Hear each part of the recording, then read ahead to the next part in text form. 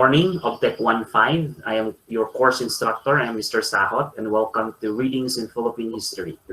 Now, last 2 weeks, I've already given you the module. What we're going to do now is to discuss the important things of that module. And then if you have questions, if you have clarifications, or if you have anything to say with regards to our discussion, just to enrich, you can also share, okay? Now, just a few reminders before we begin. Just please maintain courtesy and proper decorum online. That means na i-off na to ang audio while somebody is speaking. And also, ang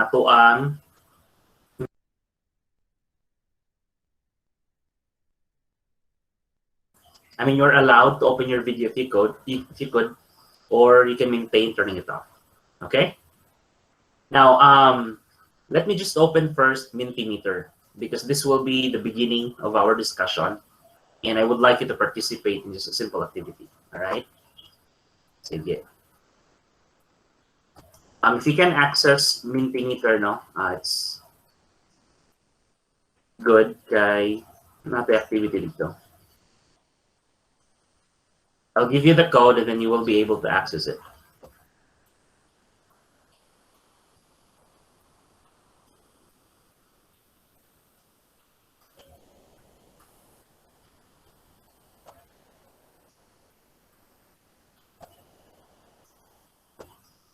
Okay.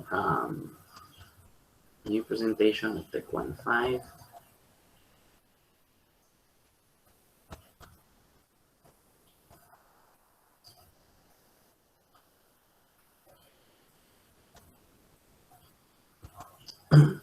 Excuse me.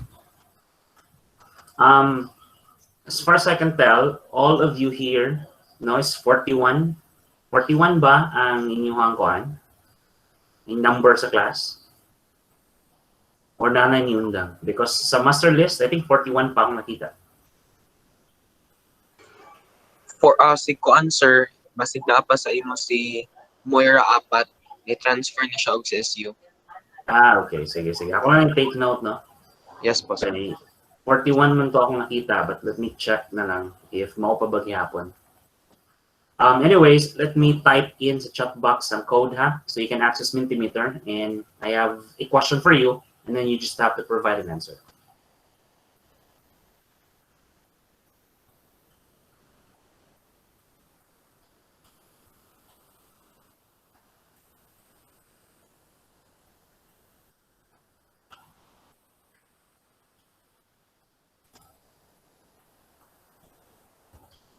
All right, so go to mentimeter.com and access using this code. And if you are there, I'll be giving you an instruction or a question, and then you just have to answer, okay? Also, let me present my screen so you'll be able to have this recording para sa inyong mga classmates para makita nila. Okay, so if you're already in Minty, the question is very simple. You just have to provide maybe a phrase or a word for an answer. Afterwards, we'll be able to see that here in my end. Okay? Sige. The question is, what is history for you? Okay, balik ko na ako, ha? It's very basic. What is history for you? That's it. Just provide a phrase or perhaps a word on what is history for you. For others who could not access Mentimeter.com or Menti.com, you can have your answer in the chat box. Just place there so we can read it. No? Sige, kung pumunta na mo. All right, very good. I already have an answer here. An overview, happenings in the past, a lesson. That's right. Sige, you can add more. I have here a legacy of the past events. In the past, the study of the past, a lesson, happenings in the past, history of past events, right? In the past, valuable past events, good. Happenings in the past, okay. Freed or freedom, all right. A wisdom, right? Sige. What else? Freedom talks about the past events, an overview, something that happened that is right in the past, study of the past, okay? Storehouse of knowledge, that's right. The stories of victors, okay? Human past events, information about the past, documentation in the past. Okay, one more minute and let's wrap it up. Study of the past. As you can see, study of the past, murag siyang tinadak-an dali. It gave a little bit of weight. It's because commonly, no, all of your answers talks about the happenings in the past. Munang study of the past, siyang murag highlight dali. Anyways, 30 seconds before we wrap this activity and move on to our lesson.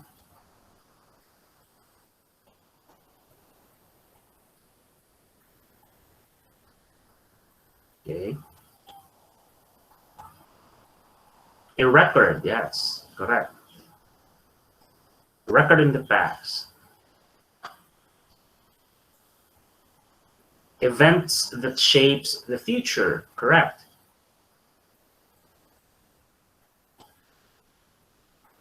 Happenings in the past of causality, okay. Stories of the past, right? Nga pa, in the past, a branch of knowledge, correct? Okay, good. Sige. Everything that you have placed here as an answer on what history for you is actually correct. But there are a lot of definitions given from the scholars that we can take a look from and understand with, okay? Several of the definitions from these scholars gave us its definition on what history is and how history has evolved and helped humanity, okay? Sige, let me exit this page and go back to our main page. All right, so makagamit mo sa chat box, ha? I haven't seen any answers from the chat box, so basically I think all of you are able to access Minty. Thank you for participating in this activity. Let us proceed now sa ating discussion. So basically today we're going to introduce to you what is history and why it's very important to understand the readings in Philippine history. It's very specific, right? You've already had your exposure to what Philippine history is from your elementary years and then to your high school years. And eventually, there are things that was not or were not included in the discussion of the Philippine history, right? So what we're going to discuss today is all about things that basically did not get into the mainstream histories that taught when we were in elementary or in high school, okay? So muna sila ang mga istorya na tagaan nato value because it will give us another information and then it will lead to an avenue that would help our society and the Philippines as a whole, okay? Now let me share to you my screen. This is your module, di ba? I sent you the module and everything that inside here is basically the most important things that I included, which I think would be very helpful, especially puho, no? Pag mo take na mo sa inyong board exam, okay? So what we're going to discuss here as an introduction is all about the meaning of history, the purpose of history, and the theories behind history, okay? Let me check.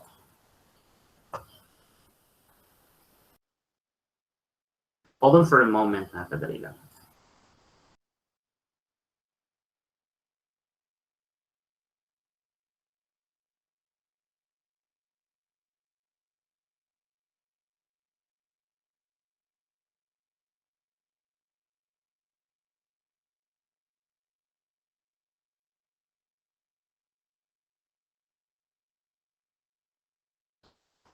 Okay, if you're still following, just please type 1 in our chat box so I'd be able to see that everybody's still there or still here in our session.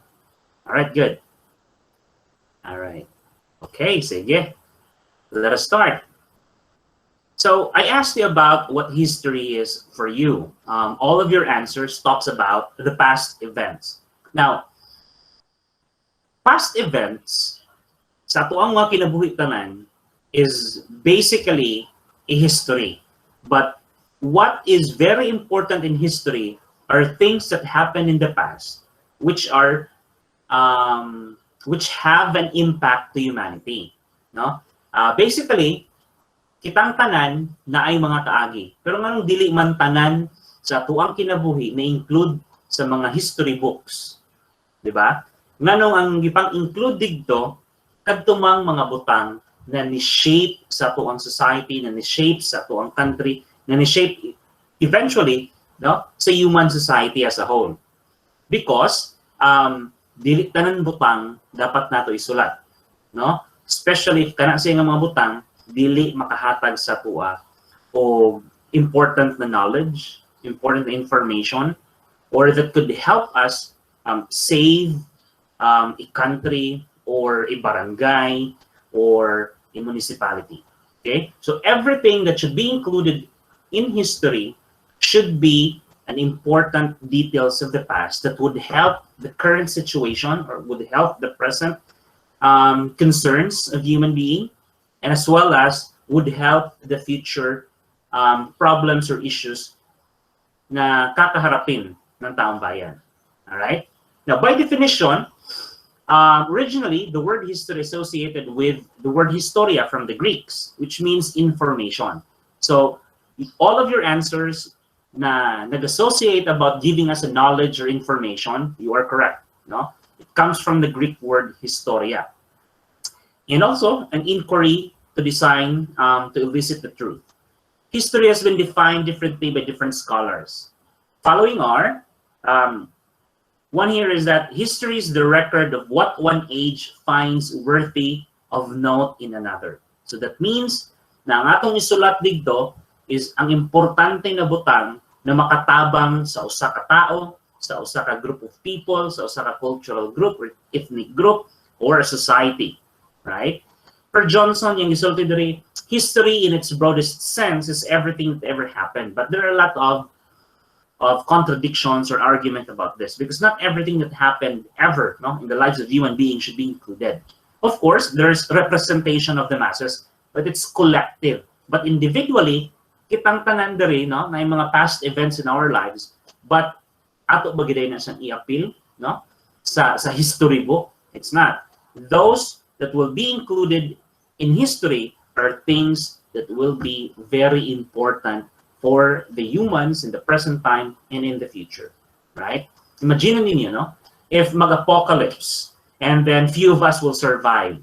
Now, rebuilding the planet as a whole would cost us a lot of things. But what is very basic is the knowledge that humanity has stored.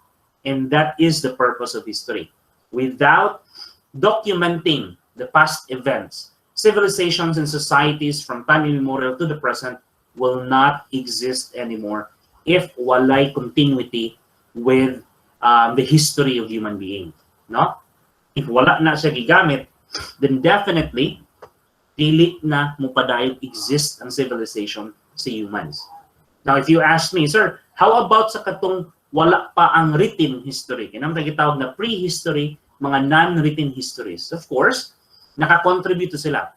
What was the most important things there is that they transmitted history orally, or they transmitted history through the actions and movements, traditions and cultures of one particular group of people to the other, right? Until such time, people were able to develop a writing system where everything can be documented to help out the next generation to the next generation. But in prehistory, wala. No, but oral tradition existed, and that is part of history. Okay, and then napagid tayo mga archaeological findings, no, and its interpretations would lead us to a new learning of what happened in the past. Okay, again, now according to Smith, the value and interest of history depend largely on the degree in which the present is illuminated by the past. Rapson, history's connected account of course of events or progress of ideas. From Ensert, history is a scientific study of the past happenings in all their aspects, in the life of a social group, in the light of present happenings. Nero, history is the story of man's struggle through the ages against nature and the elements, against wild beasts, the jungle, and some of his own kind have tried to keep him down and to exploit him for their own benefit. For Nero, it's quite economical and political ang iyang definition, no? Because Nero comes from India, and India was colonized by the Western people. That's why struggle of man and its una, nature daw, and ikaduha, ang iyahang mga oppressor. Okay? But now, in modern history, no, beyond the traditional status of an antiquarian and leisure time pursuit to a very useful and indispensable part of man's education, what is history now is more scientific and more comprehensive.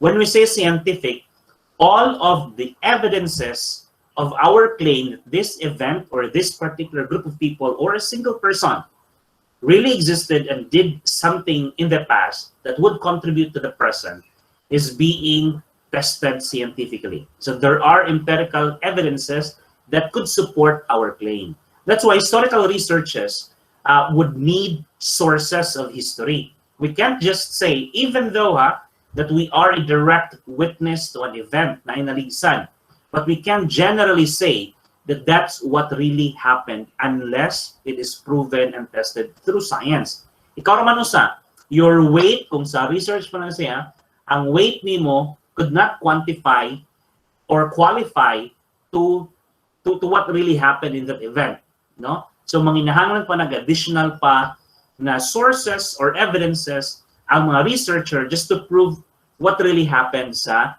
katong disgrasya. Okay, ikaw nakita nga naay naligsan sa bus, but lahi mag-perception ang nasa sulod sa bus, ang driver sa bus, o ang katong naligsan. Ibutan na nato, no, nagmotor siya, naligsan siya. Okay? So, lahi sila og mga story kung kinsay sayo. Diba? So, imuha ang account, kuhaon, ang account sa driver, ang account sa mga pasahero, ang account sa nagmotor, kuhaon sa. And then it will be deliberated to find one conclusion. Okay? That's one of the many examples. Now, in prehistory, if you wanted to prove an existence of a civilization in the past, in ancient civilizations, right? Just like why the Mayans did not leave any trace in their existence. They exist nila, nakahibalota, but they're gone in just, you know, a poof, wala gid tayo nakita. Any reasons why they were just gone? We have a lot of theories, no? Maybe hinahinay sila nangawala because of warfare. Maybe because of pandemic or an epidemic silang area, no? Maybe so on and so forth. Napakita yung mga kanang ancient astronaut na mga kung ano, theories that they may be not really human, and then ikuha sila balik sa ilang creator from other planet. All right? Because until now, the disappearance of Mayans, no, from their own civilization, wala pa tayo mahatag ng concrete evidence. They're just gone and left us everything that they have in that civilization.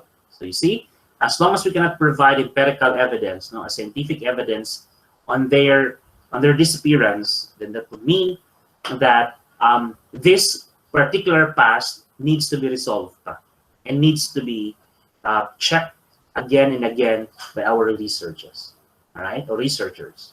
Okay. Now, according to modern concept, history does not contain only of the history of the kings and queens, the battles and the generals, but the history of the common man in his house and clothing. So most of us were able to notice, if I'm not mistaken, no? Ilang tanan siguro naka-notice that after the Spanish colonization in the Philippines, we're able to notice that the history of the Philippines started from the very beginning of the president, the first president, Emilio Aguinaldo, down to the very recent president, that our history is actually very dependent on these people or of these people, no? Mao nang dapat ato daw hunahunahon nga dili lang kaning mga figure, no? Mga sikat na figures sa tuang history ang tagaan natong value when we talk about Philippine history. Why? Because they are just one part of the entire history ng Philippines. diba? So we have to include the masses, the contribution of the masses. The revolution led by Bonifacio and Aguinaldo won't have a success if wala ang population to, wala ang ilang supporters sa Katipunan. Okay? EDSA revolution won't be a success if wala ang masses na nag-protest to ouster the late President Marcos. So on and so forth, daghan kayo contribution ang masses, but dili kayo siya matagag regard because we always think that history associated with the big names in the Philippines, no?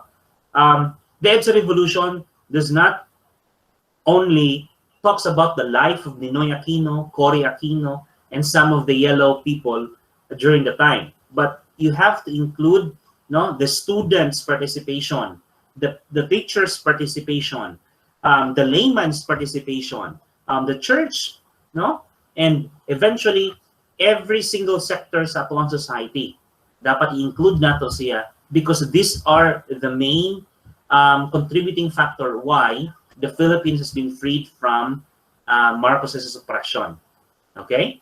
So dapat ato na siyang hunahunahon that when we talk about history, especially ma-teacher mo pohon, and then might be no discussion about history, we have to acknowledge always that yes, we do have the existence of our heroes, that they have led a lot of things in order for the Filipinos, no, to strive and to begin feeling of the nationalism. But again, dili lang sila ang appeal. Okay? Sige. Now, before we move on to the elements of history, let me just check my students, no? If you're still here with me, type number 2. If you also have questions, okay, just raise your question, type there is a chat box so that address na to later. Okay, good. Thank you for listening. Let's continue to our discussion. So here's the element of history. So history, we have politics. It involves politics, what government influences society. No? Economics, where money dominates and affects people. Most social classes are based on money, and money is usually what causes conflict in history. No? From time immemorial up to the very present, it's not actually money, if we talk about economics, but it's actually the limited resources that we have, right? Money is just the representation of the limited or scarce resources that we have in our planet, all right? So as long as we don't find a way to make a balance between us and nature, we will always have the problem of scarcity, okay? In the Philippines, we are growing so fast, our population, but yet our natural resources, our scarce resources, are actually depleting. And these other resources, dili na siya ma-renew, no? Dili na siya mabalik. That is why the government's role, no? If we talk about politics now, the government's role is to mitigate the problem between human and nature. Okay? We have religion, of course, no? Social, or the society, we have the classes and its class struggle. Intelligence, just like one of your classmates is holding a storage daw siya of information and knowledge. That is correct. Art, no? Artistry, like painting, the pictures produced at the time, or even literature, talks about a lot of history. Okay? Espolario of Juan Luna is one of the best examples when we talk about paintings. Okay? All right. Now, history as a social science and its relation to other field of discipline. Now, prior to the acceptance ng history in the social sciences, I mean, history was basically just a little bit of humanities, no? Kaya marara siya og kanang literature because wala pa man lagi ma-introduce ang science. So basically, naay nagsulat, but can we really prove its reality or the truth about what he have written? Till such time, history has evolved and being accepted as social science, so there's science already. And then because there's science already, we can verify that this existence is validated by scientific manner, no? And it is represented with numbers. because numbers don't lie. Okay? So, history and political science. So, as historian, not merely concerned with tracing of the history of the political processes by the narration of the episodes. History is very helpful for politics because political aspects is a part of a whole range of activity recorded by historians. And knowledge of history would enable the politicians to know the politics better and play their role effectively. So I do have a question. If history is very important for politics, and especially for the politicians, in the Philippine setting, did our politicians from before have helped the politicians of today? And have they resolved issues concerning with politics and governance? Sige daw. So this is the question, kung importante ang history sa politics, especially in the Philippine setting, nakat-on ba ang atuang mga politicians from the past politics and governance ng ilahang mga nag-una sa ilaha, and nahitabo ba karon nga na bag-o ang political arena sa Pilipinas? And did it help the Filipinos by their decisions, by the policies and laws that they made? Sige, sa'yo makahatag o ko? Yan gamay na ko thought about the question. Can I ask Bible Palawan? Yes, sir. Sige, Bible. For me, sir, sa akong opinion, ang katong mga politicians sa una is sila ay na-help sa atong mga politician today. Especially sa leadership, kay pinaagi atong mga sa una nga politician, naka-learn ang mga politician today na i-minimize to bitaw ang mga bad doings atong mga politician sa una. Pero napoy mga factors nga ilagya pong na kuan karon na learn, which is wala gyapon nawala ang corruptions, mga inana, mga katong nahitabo pod sa Marcos, ang corruptions nagyapon until today sa atong society. Okay, correct, correct analysis and correct observation. Yes, it is true na ay natabang ang history ng past politics and governance nato to the present administration or the present people who are sitting in the office today. Correct, nato ay natabang because at some point it helped these politicians work on really how to solve the problems maybe within their scope of range or to the entirety ng Philippines. However, yes, you're also correct that still the traditional values from the previous politicians, especially the bad things, is napadayon pod karon. Corruption still here, right? Bad decision making with regards to how to really help the people, especially during disasters, naalang gyapon, di ba? A lot of things have to be checked properly. And who can probably give our politicians help is actually the people as well. Okay?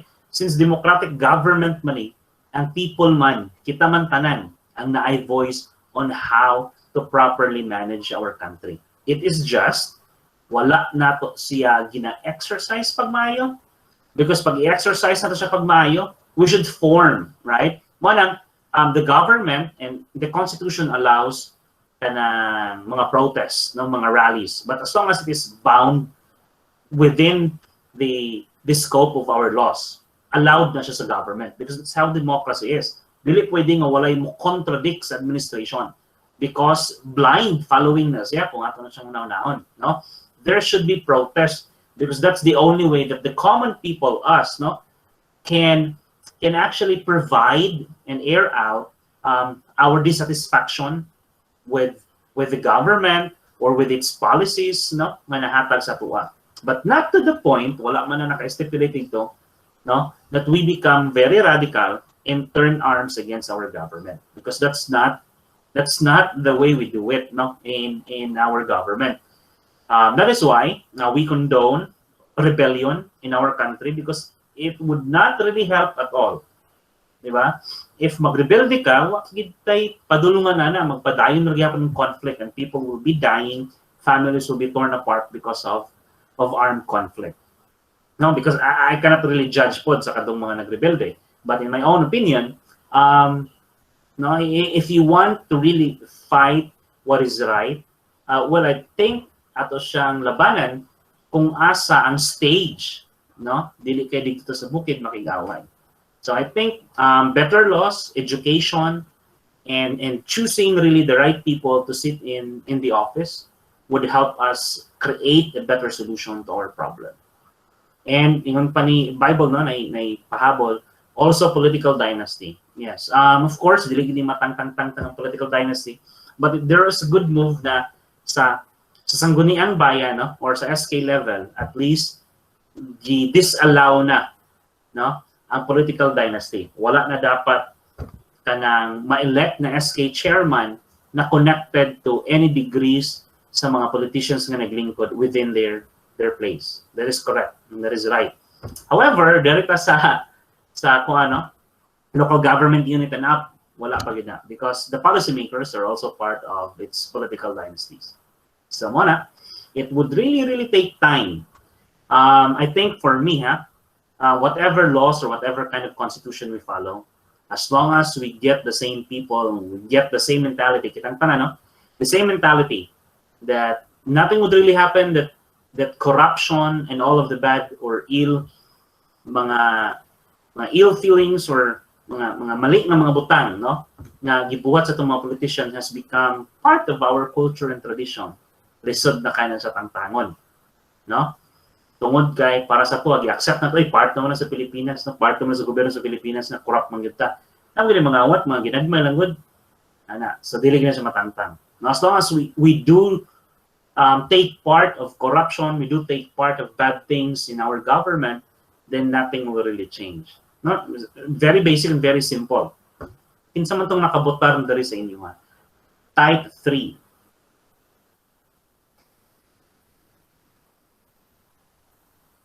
Wala pa yung nakabotar sa inyo, ha? Wala na. Ano yung nakabotar? Okay, good. Now, for those who have a chance to vote, which is actually our right to vote, in all honesty, atong mga nakabotar, nakadawat ba mo in any means or in any way of something from the candidates? If nakadawat mo, whether you like it or not, or whether you are blinded or not, still, that is an act of corruption. Diba? Because sa toang balaod, gibutang dito nga, ignorance of the law excuses no one. Whether you know or not, you should know that that is bad and that is not good.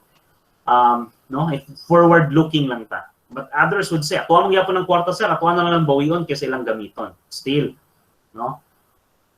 Ang act sa pagbuhat, no? Ang way sa pagbuhat ang mali adto. Ang imong gidawat, yes, correct. Sa kwarta siguro gina. Maski sa panatubad, kwarta na sa tao. Pero ang act man na to ang isgutan, no? Dili man maayo. Ato ang kwarta, atong paningkamutan sa maayong pagi para makuha nato ng kwarta. Dili kay ato kung giaksa ko ni kwarta, ato nang pwedeng kuhaon na. Pero ang pamaagi man ang problema na. The way it was given to you is actually a bad thing. No? You have become an accessory to corruption. All right? Well, I can tell you, no, in my own personal level, sukad-sukad sa pagbutar nako. Not even once ni dawat ko og kwarta gikan sa mga politicians.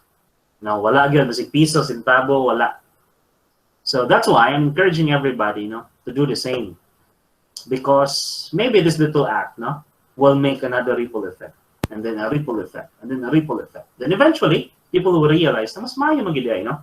Antos gamay for the benefit of the future.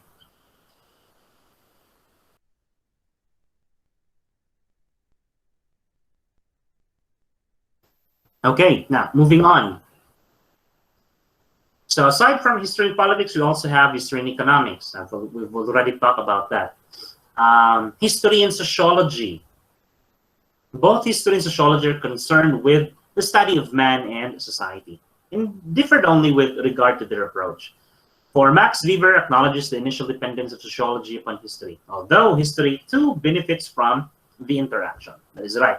Again, for sociologists, when you study society and its people, you have really to acknowledge the past of these people? How can you say and judge or perhaps provide a scientific basis on your claim of this group of people, especially if you are talking about an ethnic group living in the Philippines, if you don't know the history? Say, for example, the Badjao.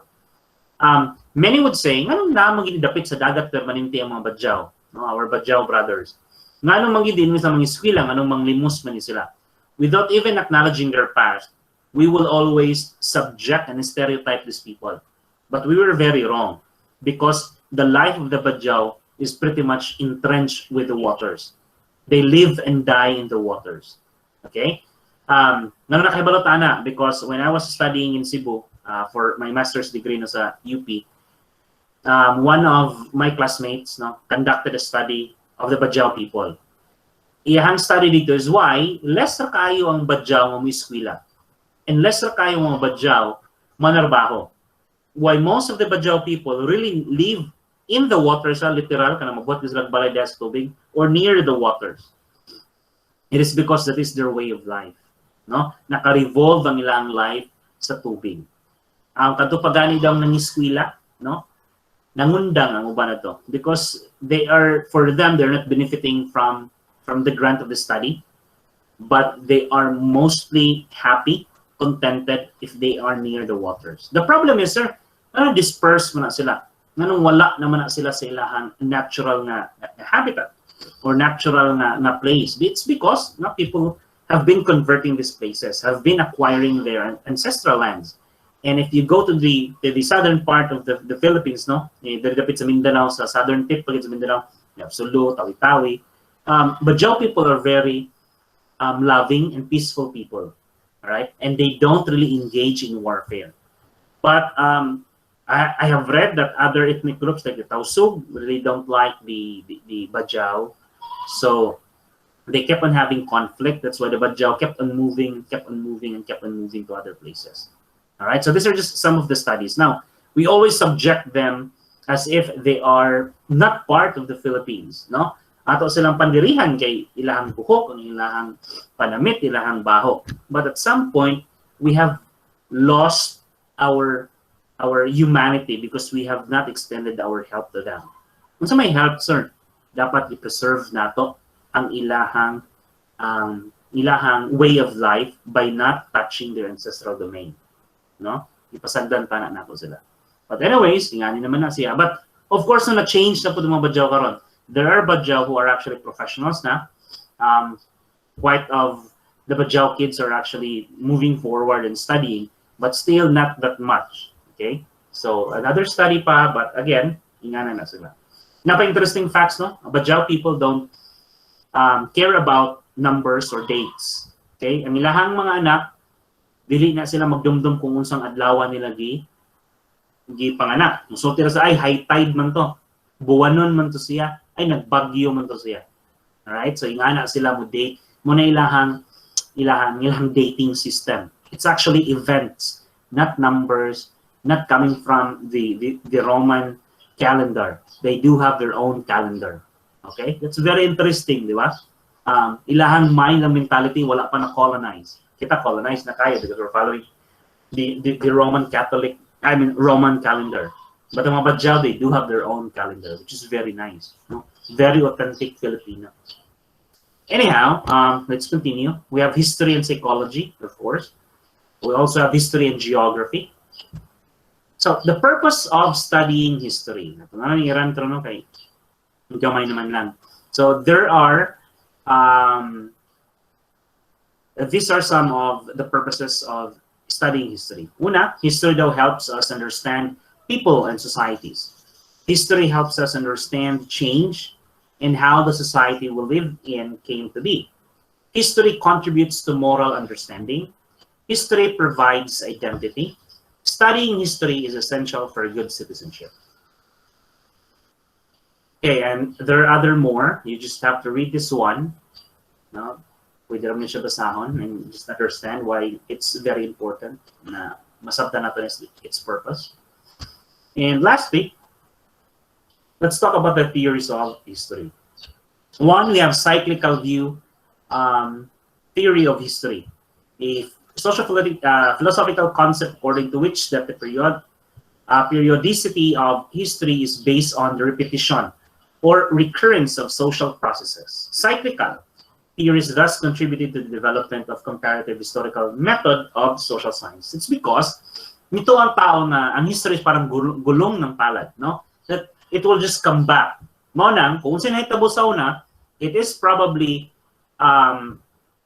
would happen, no? It would probably happen in the present time or probably in the future. That's why history from the past and history from now that we're making can be comparatively studied. Say for example, unsa may kanang causes sa EDSA 1 o unsa may causes sa EDSA 2 and even EDSA 3. So we can compare this one.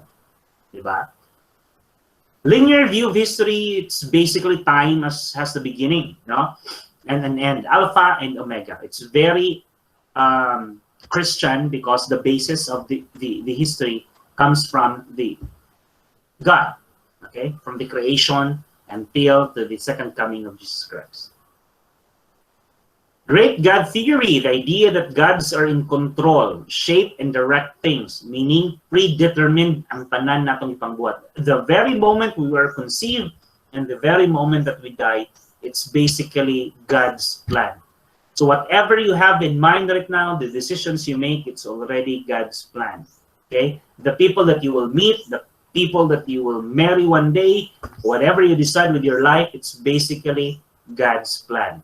So in this theory, we all leave our faith to God. Okay? In the history, ang war, achievements, milestones in human being, it is all because of God. And this is the great God theory.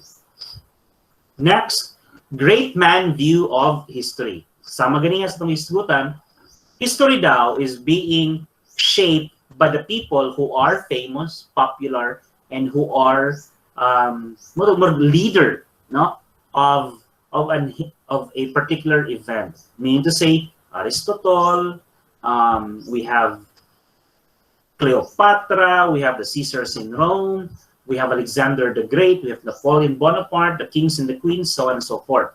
So, i-base daw ang history sa human being to those people who have led successful na mga plight in life. Okay?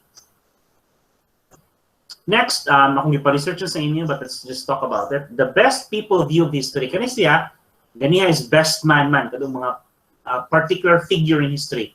Best people, we talk about race, culture, civilization. So if we talk about race, well, the best people that have caused a lot of things, no, the damage, are the Aryan people led by Hitler. But if you talk about the chosen people, we have the Jewish people. Diba? It has been talked about, written about, that the Jewish people are the chosen people of God. All right? We also have the people of its civilization who started developing the world as a whole. Okay? We have the Mesopotamian civilizations, no? And the people that established what Mesopotamia was, and the Mesoamerican civilizations, the Chinese civilization, the Indian civilization, the Egyptian civilization. These are people who have been chosen to lead and to write history. Okay? Next, we have the human nature view of history. I-view lang nato ang history to whether good or bad. Universally, sa tanan tao sa kalibutan, there are good things and bad. There are good people and bad people, diba? So ang history daw duhara na bad or good. So naay mga nabuhat ng history ng mga maayo, na po'y nabuhat ng mga mali for the time.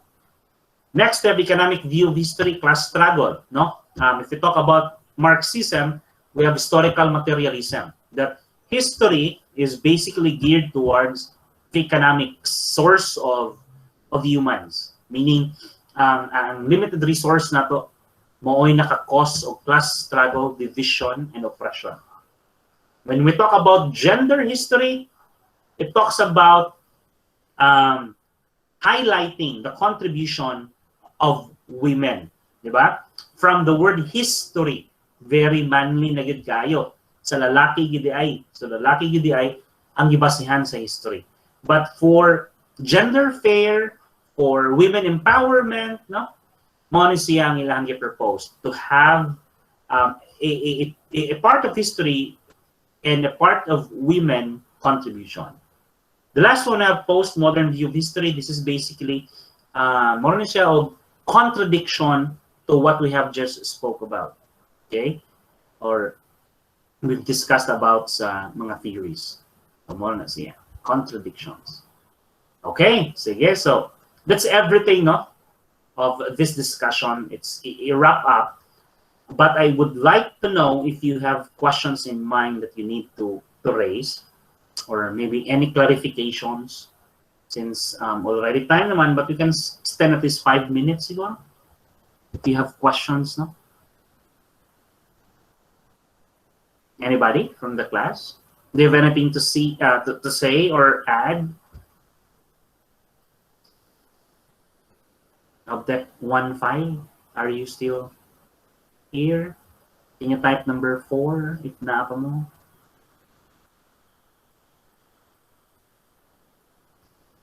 Okay, good, napa. Okay, so if nobody would like to share something or ask something, let me ask you, no? Now, upon learning our discussion of history, what do you think is the purpose of studying really the Philippine history for the Filipino people? Balik ko na ko, ha? Ano sa mga purpose nga mag-study mo dito sa Philippine history para sa Pilipinas? Sige down. Can you give me an answer? Volunteers.